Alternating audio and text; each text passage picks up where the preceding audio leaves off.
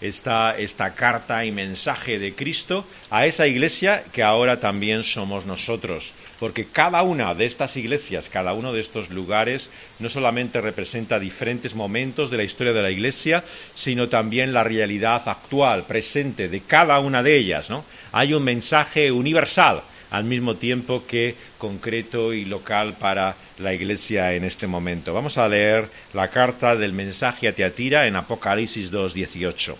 Escribe el ángel de la iglesia en Tiatira: el Hijo de Dios, el que tiene ojos como llama de fuego y pies semejante al bronce bruñido, dice esto: yo conozco tus obras y amor y fe y servicio y tu paciencia, y que tus obras postreras son más que las primeras. Pero tengo unas pocas cosas contra ti, que toleras que esa mujer, Jezabel, que se dice profetisa, enseñe y seduzca a mis siervos a fornicar y a comer cosas sacrificadas a los ídolos. Y le he dado tiempo para que se arrepienta, pero no quiere arrepentirse de su fornicación. He aquí yo la arrojo en cama y en gran tribulación a los que con ella adulteran, si no se arrepienten de las obras de ella. Y a sus hijos heriré de la muerte.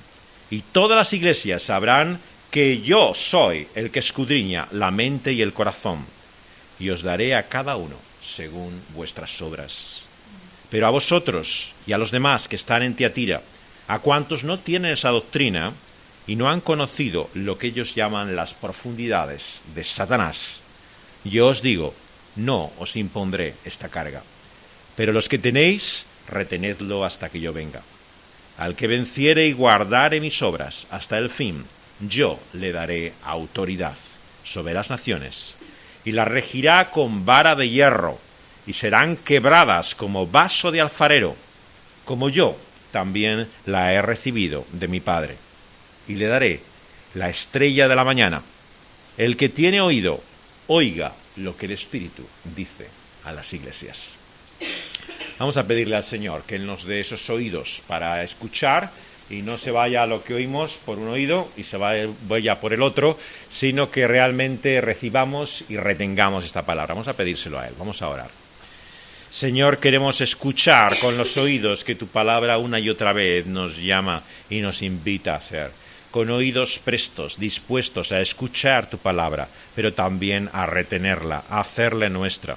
Señor, queremos tener oídos para oír la única palabra viva que nos cambia, que nos transforma, que nos hace nuevos, que entra hasta lo más profundo e íntimo, que escudriña en lo más interno de nuestras vidas, Señor, y muestra la realidad de quienes somos, pero que nos da también la vida que viene por esa palabra eterna, Cristo Jesús.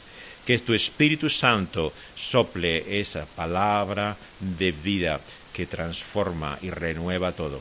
Señor, te lo pedimos en el nombre de tu amado Hijo. Amén.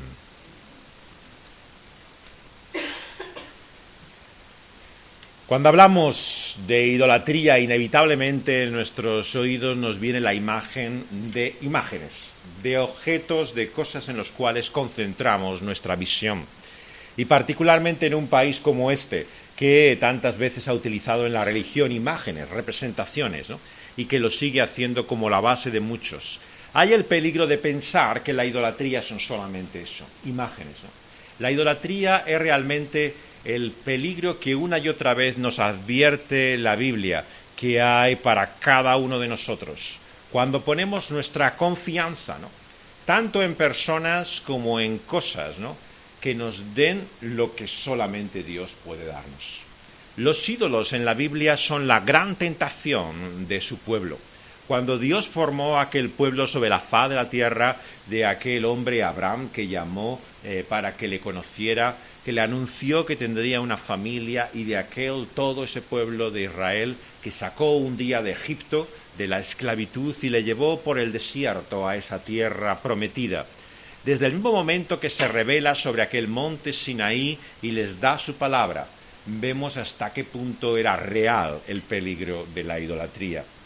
Cuando está Moisés con Dios en su presencia en aquel monte, el pueblo abajo, con Aarón mismo, aquel que había adquirido también esa responsabilidad, hacen esa figura y esa efigie de un becerro, y como un dios le adoran y reconocen. Una y otra vez el pueblo de Israel se ve fascinado, ¿no?, por estos ídolos. Varían los nombres, las formas, lo que representan, pero siempre está la tentación de la idolatría. Y cuando entran en la tierra prometida, Josué les lleva a este desafío: decidid ya a quién queréis servir, porque tenían un corazón dividido. Y como dice Santiago en el Nuevo Testamento, quien tiene un corazón dividido no sabe lo que busca, no sabe lo que quiere en la vida. Quiere algo, pero lo espera de dos fuentes bien diferentes. Y el Señor Jesús dijo que no se puede complacer a ambos. O realmente servimos al Señor o servimos a Mamón, a las riquezas. Pero no podemos servir de la misma manera a ambos. Sin embargo, ¿cuántos hay que desde su propia moneda dicen que en Dios confían? Y lo que confían es en ese papel y en el valor de esa moneda. Una y otra vez la fe en Dios acompaña en la confianza en las riquezas. Religiosos como en los días de Jesús, cuando el Señor Jesús veía lo que había en su vida, el interior de sus corazones, dice de aquellos estudiosos de la ley, personas entregadas a la religión, que estaban llenos de avaricia, de codicia. Eso es lo que movía el corazón de aquellos fariseos. Y así de sorprendente es como el Señor nos ve a nosotros. Decimos que le adoramos, que le servimos, pero Él ve realmente un corazón dividido. Hay otras cosas, otras personas, ciertas realidades en nuestra vida que son tan importantes para nosotros como Dios mismo. Y por eso el Señor nos muestra una y otra vez el peligro que significa un corazón dividido, la idolatría. La idolatría es el tema tanto de Antiguo como del Nuevo Testamento. Los dioses cambian y sus ídolos, pero realmente el hombre siempre sirve a alguien. Todos tenemos que servir y confiar en algo o en alguien. Es lo que nos mantiene vivos, lo que hace que nos despertemos esta mañana, nuestras expectativas y confianzas de algo y en alguien. Y la Biblia nos dice en quién confiamos, nos pregunta: ¿en quién estás basando tu vida? ¿De quién esperas realmente que te va a librar en la vida y en la muerte? Muchos sabemos que entonces en Tiatira, en aquel gran centro comercial, como en el mundo de hoy, su confianza está en el dinero. Decía el gran poeta español Quevedo que poderoso es don dinero, ¿no? Y sigue moviendo el mundo. Y muchos no tienen problema. Las películas de Wall Street se anunciaban con este cartel de esta frase de publicidad: el dinero es Dios.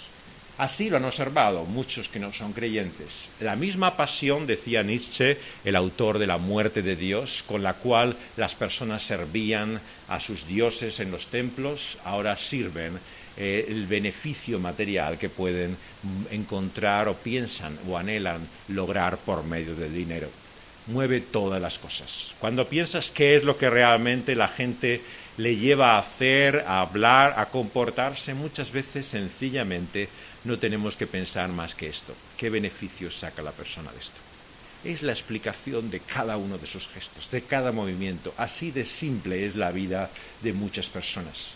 Pero sabemos que el dinero no es el único Dios. Sería un error pensar que solamente la gente se mueve por un beneficio material. Muchas veces el dinero es el medio por el cual obtenemos algo. Alguien en la vida obtiene algo por medio de ese dinero que anhela y desea con todo su corazón. Por eso estudiar la corrupción que se produce en nuestro país como en todo el mundo no puede basarse simplemente en el deseo de apropiarse de dinero que no es suyo. La corrupción se explica por algo más profundo, lo que la Biblia nos llama el corazón. El ser humano desea y anhela conseguir cosas, y el dinero es simplemente el medio, la forma de poder lograrlo. Muchos necesitan aceptación, vienen a este mundo buscando querer ser alguien, y la gente pasa ante ellos desapercibida, y realmente no sienten que importan y que su vida significa algo para otras personas. El dinero y lo que obtienen en la vida por su trabajo, por su posición, reputación, es el aprecio, el reconocimiento, el respeto de otros. Y muchos, por lo tanto, cuando lo que buscan es una posición material, económica en este mundo, lo que buscan es el reconocimiento de los demás. Que la gente los mire y los tenga en cuenta. Otros lo que buscan es lo que pueden lograr por medio de ese dinero para satisfacer sus deseos, su búsqueda de placer, de pasiones, ¿no? Y muchos son, digamos, hedonistas, personas que utilizan ese dinero para experimentar, para lograr conseguir aquello que piensan que puede llenar su vida. Y lo que encuentran es que no les satisface una y otra vez. Aquellos que sabemos que tienen una fortuna en este mundo son personas tremendamente solas. Cuando realmente piensan por sí mismos, honestamente y sencillamente a quién tienen, no pueden fiarse ni de la persona que tienen en su cama. Porque realmente todos, absolutamente todos, están con ellos por su beneficio. Y no se engañan, saben realmente que no tienen nada, que están solos. Solos han venido a este mundo y solos lo dejan. Muchos por eso buscan el amor. Creen que el amor es aquello que puede llenar lo que simplemente el sexo, el placer, el dinero puede conseguir. Y buscan, sueñan, ese gran ilusión y sueño romántico explica la vida de muchas personas. Van de una relación a otra intentando encontrar finalmente la armonía, la comunión que van a encontrar perfecta, profunda con una persona que sientan como su alma gemela. Aquella con la cual pueden no solamente acompañarles en la vida, sino que pueden sentirse plenos y satisfechos. ¿Y cuál es la realidad del sueño romántico una y otra vez, ¿no? Que finalmente, incluso cuando llegamos a encontrar a esa persona, no es como la imaginábamos. A la luna de miel sigue la luna de hiel, y siempre tras el enamoramiento viene la decepción. Ninguno de nosotros somos realmente la persona que quisiéramos ser, pero menos aún la que otros esperan encontrar en nosotros. Nos sentimos y descubrimos que somos una decepción para otros y para nosotros mismos.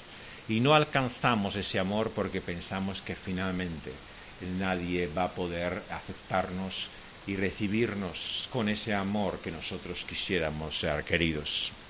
Y la respuesta es clara. Solamente hay un amor que nos recibe incondicionalmente, tal y como somos, con todas nuestras miserias, defectos y vergüenzas. Y es el amor de Dios en Cristo Jesús. Es el único amor que realmente nos recibe tal y como somos y nos ama hasta el fin. Que no nos deja ni abandona, sino que nos ama para siempre. Y por eso es que todo lo que el ser humano busca y él anhela conseguir por esos ídolos no lo puede lograr más que por medio de Dios en Cristo Jesús. Dios quiso ser para su pueblo desde el principio un esposo.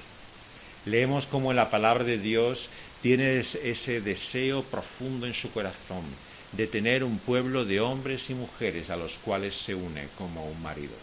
Se compromete en unos votos y en unas promesas que repite a lo largo de la Escritura. Y por eso cuando los profetas del Antiguo Testamento denuncian a su pueblo haber dejado y abandonado a Dios, el pecado por el cual son condenados es el de adulterio, el de abandono, el de inmoralidad. Porque en la Biblia el Señor quiere una relación con nosotros que no es puramente formal.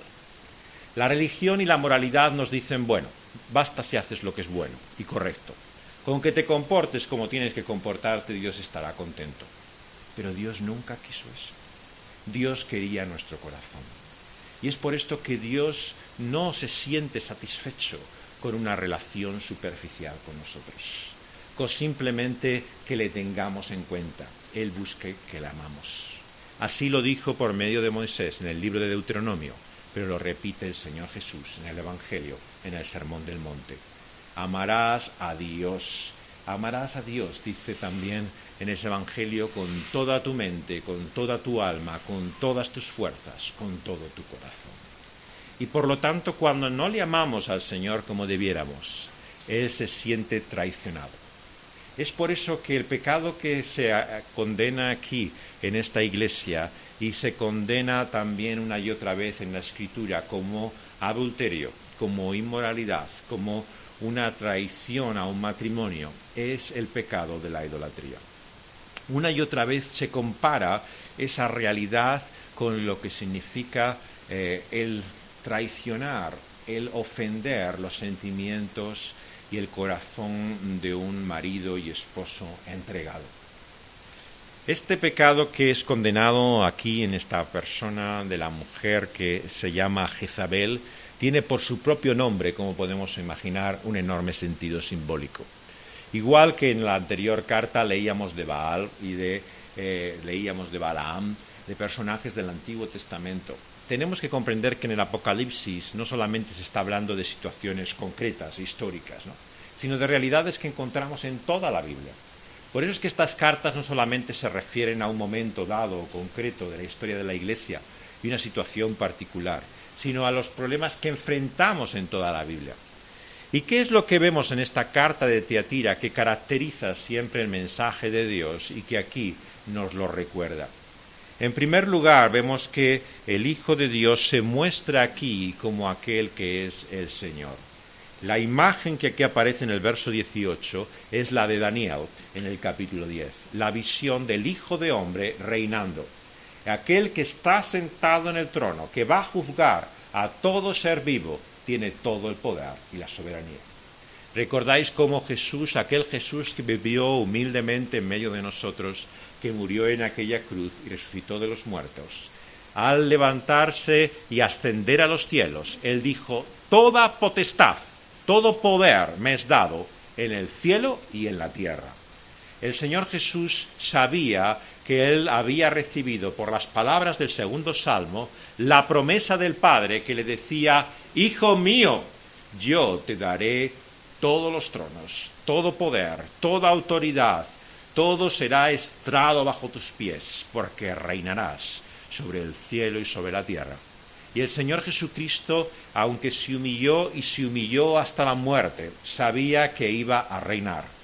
Y reinaría de acuerdo a esa visión gloriosa de Daniel, del Hijo del Hombre, que aquí lo vemos.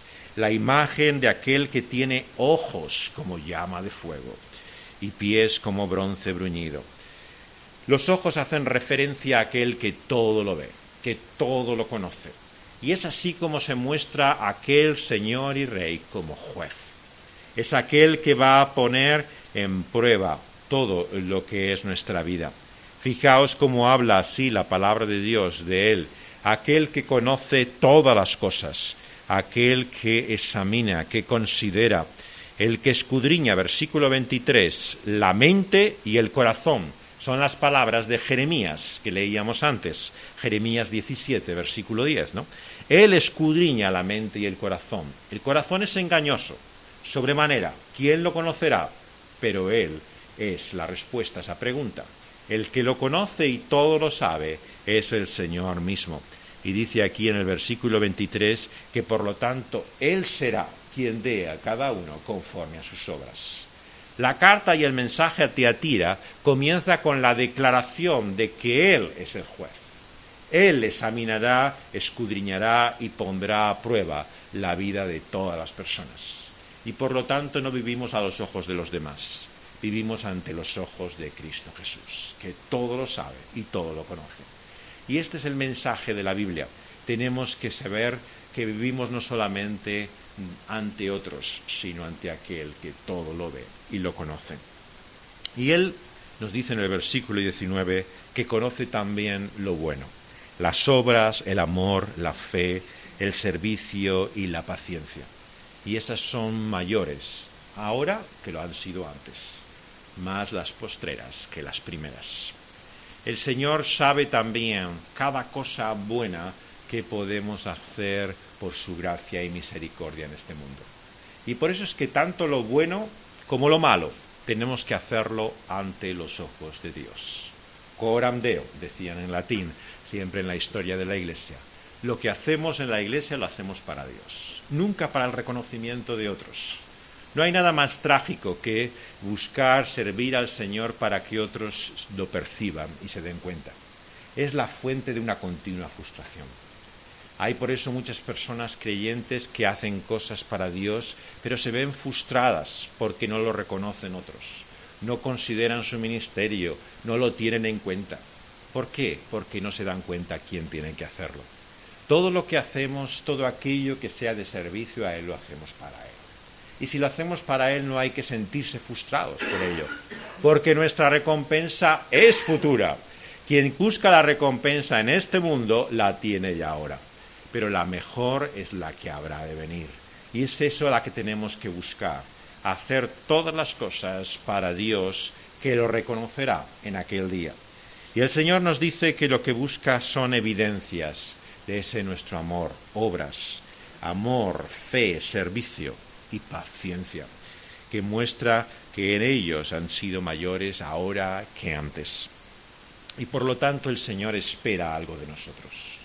No es algo que esté de sobra decir, que el Señor realmente quiere que hagamos con nuestras vidas algo, que haya obras, evidencias, señales de nuestro amor a Él y de nuestra fe.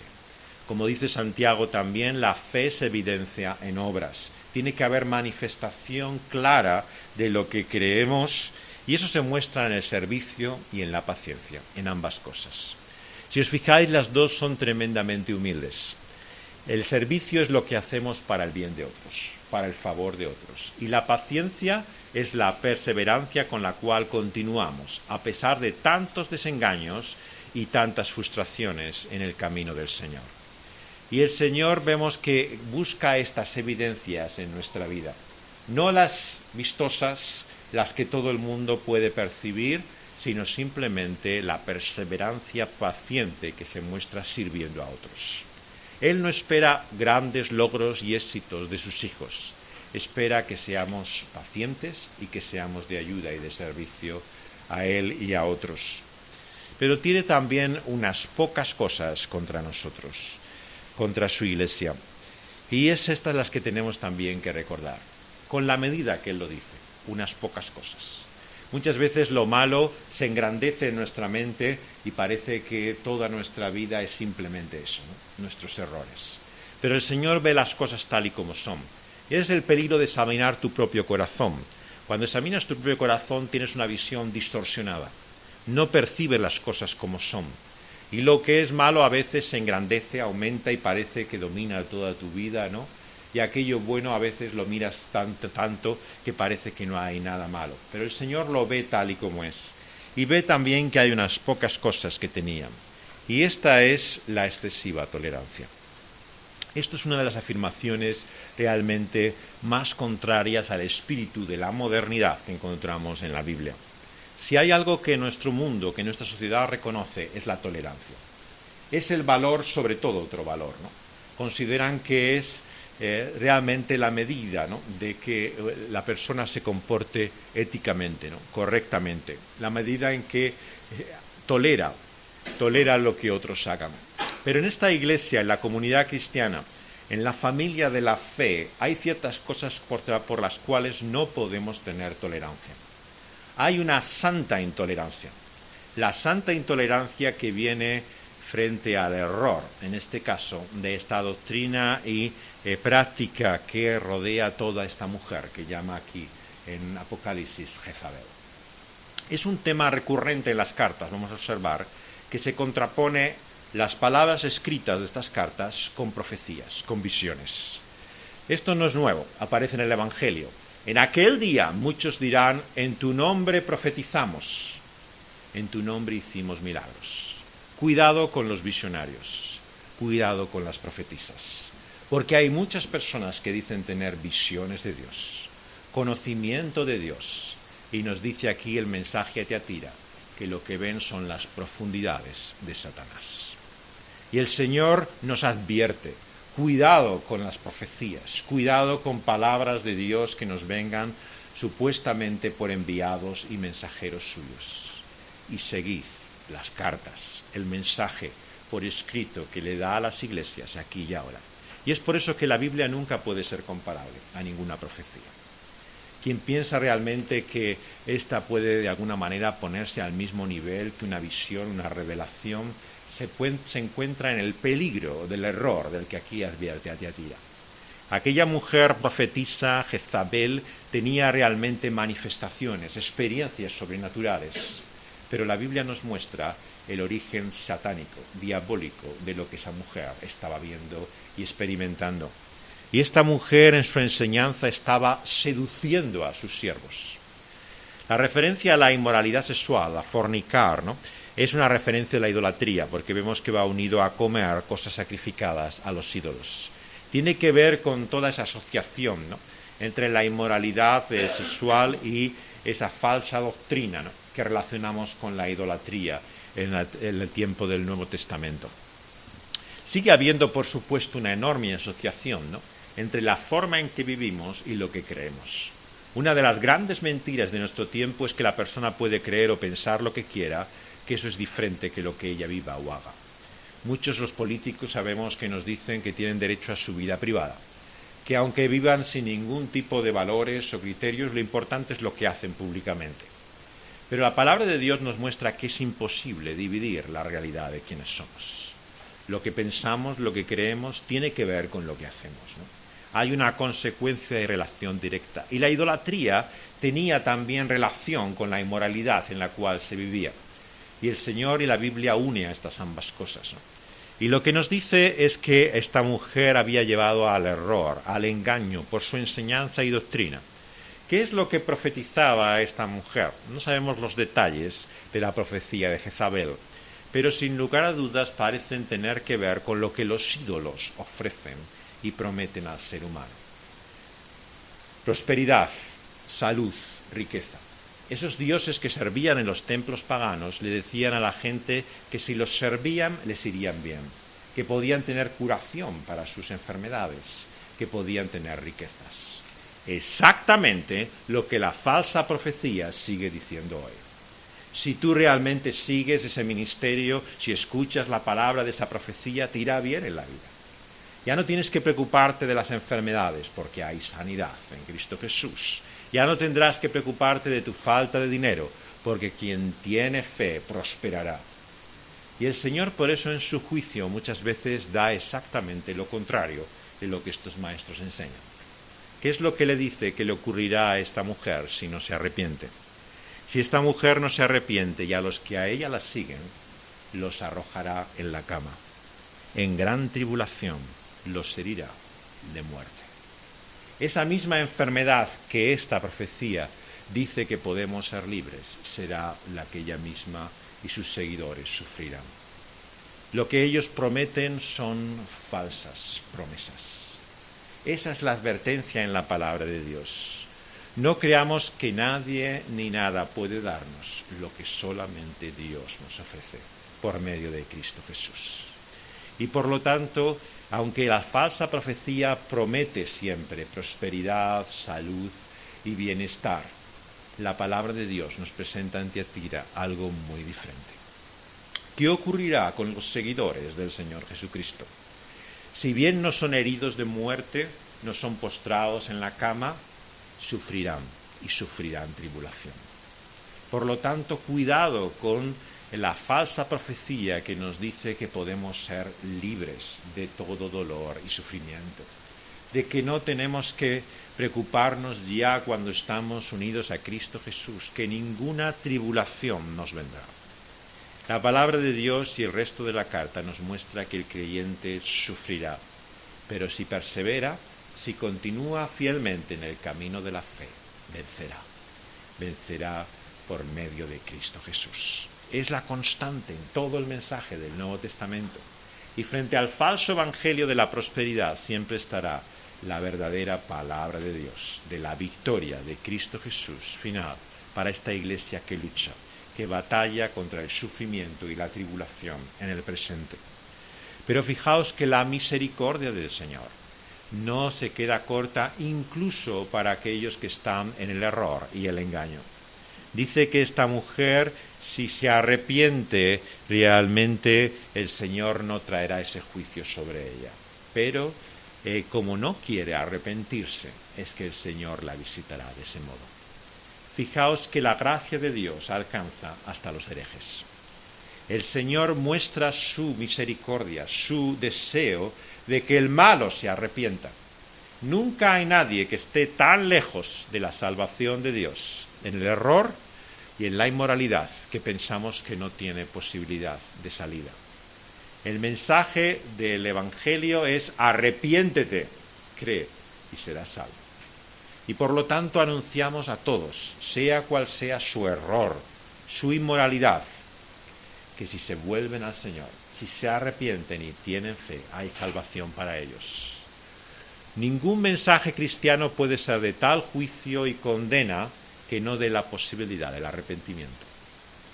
El hombre es así, tristemente, y los creyentes muchas veces son faltos de misericordia. Hablan de ciertos ministerios y iglesias como si no tuvieran posibilidad de arrepentimiento. Pero el Señor no es así. El Señor hasta a Jezabel le ofrece el arrepentimiento. Y por eso nosotros no tenemos que ser más mezquinos que Él, más miserables que realmente no tengamos la menor señal de gracia y misericordia.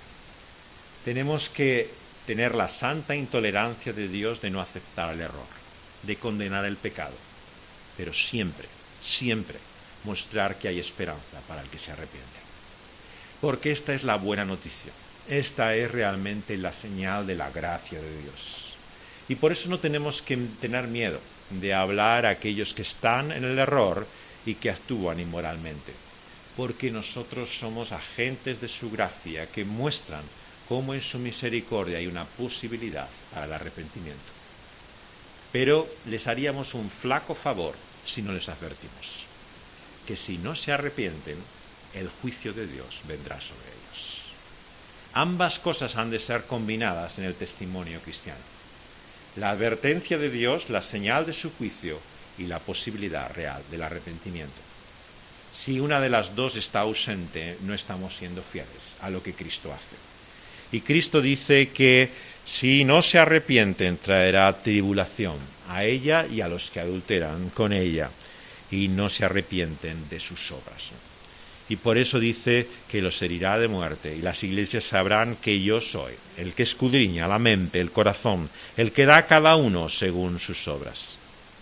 Pero, versículo 24, a los demás, los que están en Tiatira, vosotros, que no tenéis esta doctrina, y que habéis conocido otra cosa, que esas profundidades de Satanás, yo os digo, no os impondré otra carga.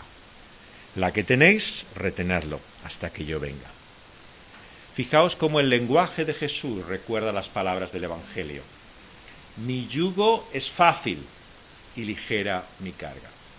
Es cierto que la falsa profecía todo lo pone fácil, todo lo pone sencillo, todo es ser libre de mal y de preocupaciones. Pero tampoco podemos poner el camino de la fidelidad al Señor como si fuera un suplicio, como una carga que uno tiene que aguantar y soportar hasta realmente ir arrastrándose por el suelo. Eso no es el camino cristiano. El camino cristiano no pone otra carga que la que Cristo ha puesto. Y por eso es que la Iglesia, desde la Reforma hasta hoy, es exhortada en la palabra de Dios a no poner otra carga que la palabra de Dios pone. Cualquier otro legalismo, cualquier otro peso religioso o moral que se pone al cristiano más allá del que Dios ha establecido es aplastar, oprimir al pueblo de Dios más allá de lo que Dios ha puesto. Y siempre tenemos estos dos peligros. Decía Tertuliano, el padre de la Iglesia, que la Iglesia está siempre crucificada entre dos ladrones. El legalismo, que pone otras cargas que lo que Dios ha hecho, y el antinomianismo, el que dice que no importa cómo vivas, que no importa lo que hagas, que no hay ley, antinomos. Y como decía el padre de la Iglesia, siempre tenemos que darnos cuenta que hay dos peligros, uno a cada lado, pero el camino de Cristo está en medio, no es ni uno ni otro. Ni es una carga más allá de la que Cristo ha establecido, ni es tampoco un mensaje por el cual somos libres de toda responsabilidad. Este es el camino de Cristo Jesús. Y el Señor nos anima a continuar, a perseverar en ese camino. Él no va a poner otra carga que la que ha puesto. Y el Señor nos dice que retengamos aquello que hemos recibido hasta el final, hasta que Él vuelva. Y el cuadro final con el que acabamos esta carta es el cuadro de victoria, el mensaje final de la segunda venida de Cristo. Cuando el que venciere y guardare sus obras, él le dará autoridad sobre las naciones. Cuando rija con vara de hierro y sean quebradas como vasos de alfarero, como ha recibido de su Padre, le dará la estrella de la mañana.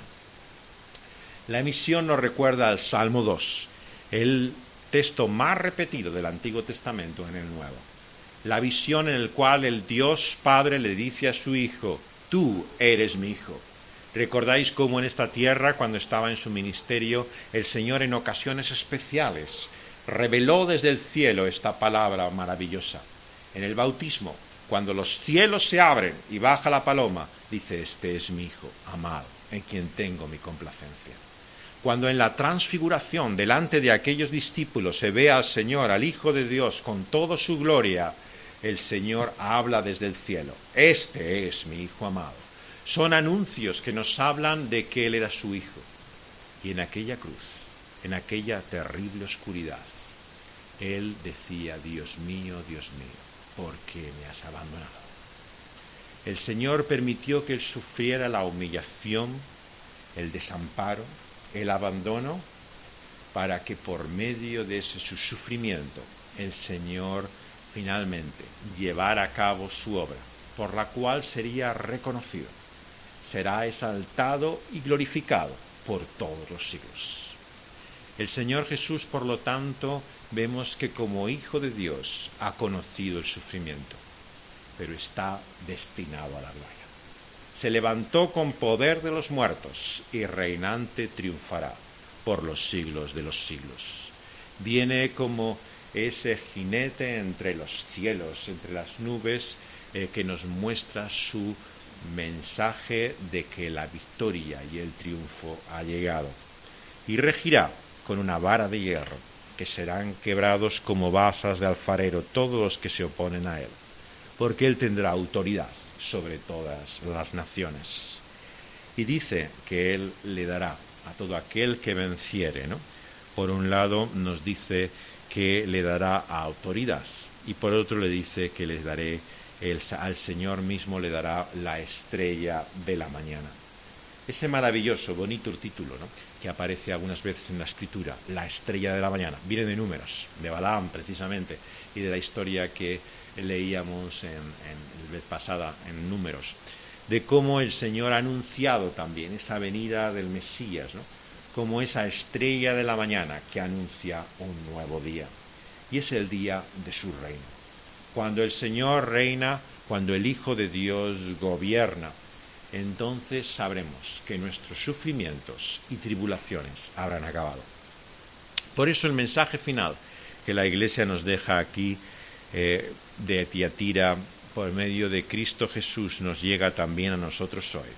Es a continuar en esa lucha, a perseverar hasta ese día en el que venciere y guardare su obra hasta el fin, el Señor le reconocerá.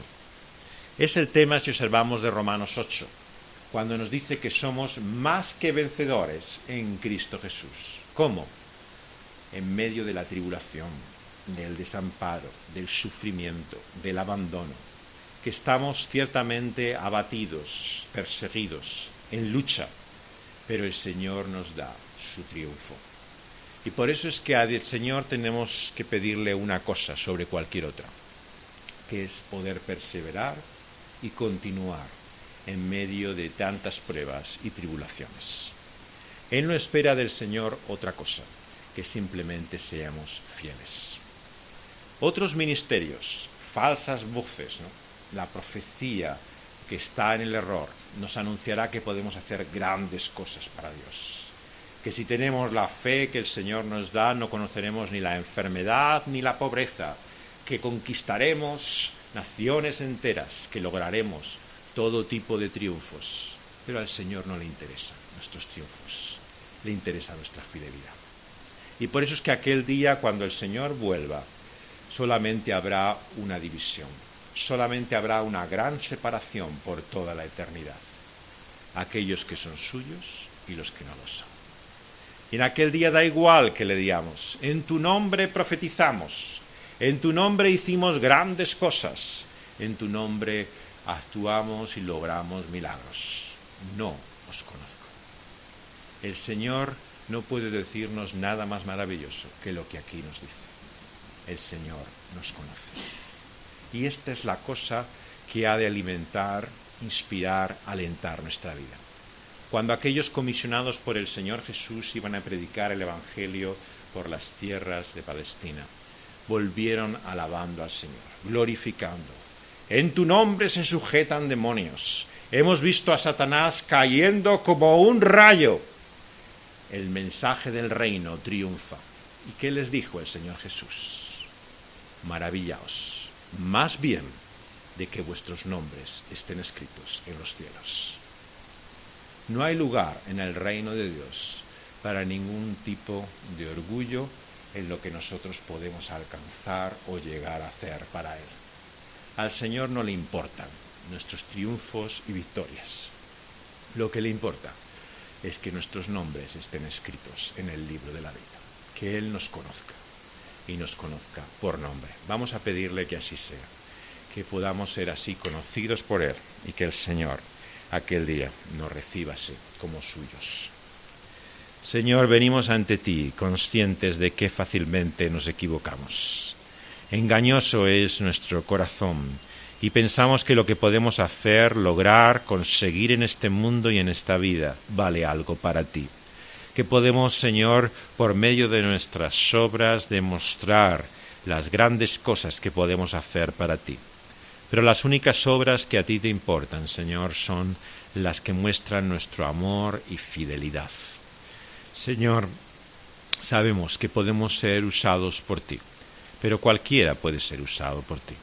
Tú utilizaste a emperadores paganos, a hombres como Balaam, que eran incluso falsos profetas.